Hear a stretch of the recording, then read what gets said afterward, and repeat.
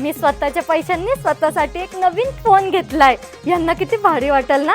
आता यात ना नवीन सिम कार्ड आहे. मी काय करते, माझा आवाज बदलून यांना फोन करते आणि यांची मज्जाच घेते. Unknown number.